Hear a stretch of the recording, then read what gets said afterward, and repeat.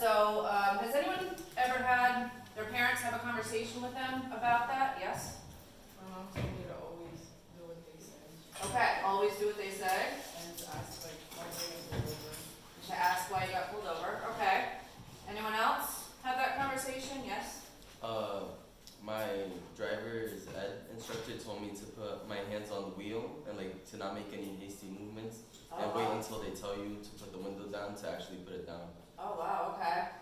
What are you gonna say? I was gonna say this. Same thing, hands on the wheel? Okay. Anyone else? Has anyone never had that conversation? Okay. So just based on your own knowledge, like what would you do? Is there anything you would do?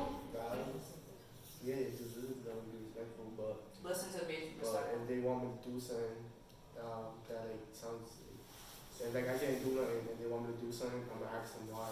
And Okay. give me like a reason. Okay, ask them why if it sounds like unreasonable. Yeah. Okay. Any other thoughts on that? Okay. All right, good. So we talked about two ideas. We talked about overt and covert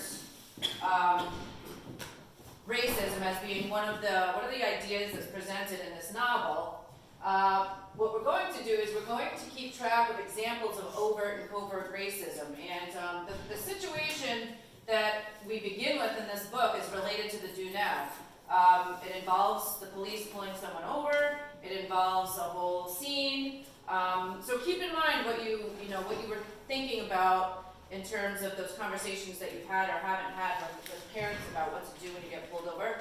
And based on what we talked about in terms of overt and covert racism as one of the big ideas. Does anyone remember covert as opposed to overt?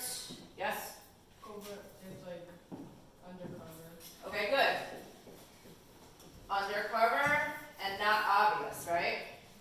Okay, and what is overt racism? More open and it's obvious. Okay, you gonna say that? Yeah, more. Okay, it's open, it's out there, and it's obvious.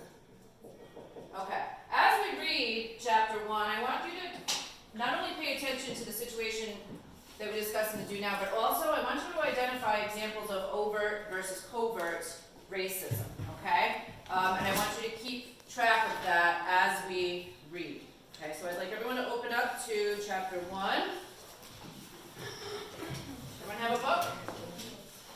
If you want to grab a book over there, everyone have one? Okay, perfect. Okay, so you want to have your notebook out, you want to have a pen or pencil ready to go? All right, does anyone want to begin reading on chapter 3, or page 3?